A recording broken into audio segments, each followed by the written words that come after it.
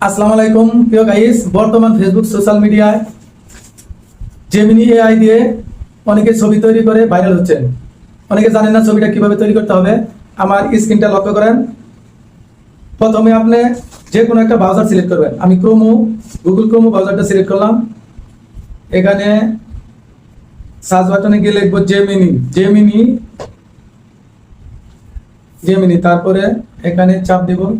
দেওয়ার পরে দেখেন এখানে আমার স্ক্রিনে গুগল জেমিনি শো করছে। এখানে গুগল জেমিনি, এখানে আবার ট্যাপ দিব।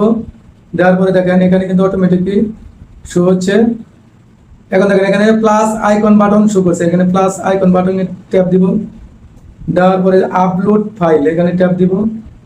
ফটো অ্যান্ড ভিডিও এডিটিং, এখানে ট্যাপ দিব।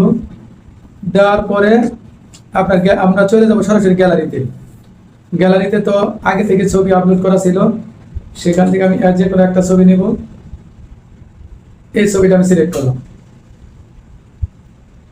ছবিটা চলে আসতেছে, একটু ওয়েট করেন। হ্যাঁ, ছবিটা চলে আসছে। এখানে ছবিটা তৈরি করার জন্য আপনাকে কিছু আইটেম লিখতে হবে। কোন ধরনের ছবি তৈরি করবেন, ষাটের রং ছবি ইত্যাদি। এগুলো আমার কমেন্ট বক্সে লেখা থাকবে। আমি আগে থেকে লেখা ছিল, এখানে কপি করা হয়েছে। এখানে কপি পেস্ট করব। একটু ওয়েট করেন। কপি পেস্ট করার পরে চলে আসলো।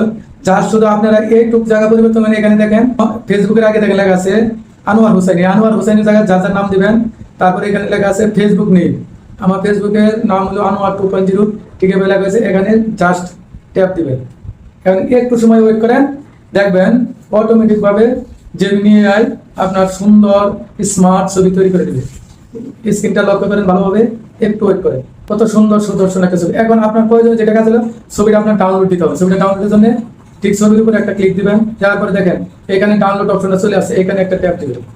এই যে অটোমেটিক ডাউনলোড হয়ে গেছে। এখন আপনি সরাসরি আপনার গ্যালারিতে চলে যাবেন। এই যে আমি সরাসরি গ্যালারিতে চলে আসলাম। এই যে দেখেন কত সুন্দর ছবি হয়ে গেছে।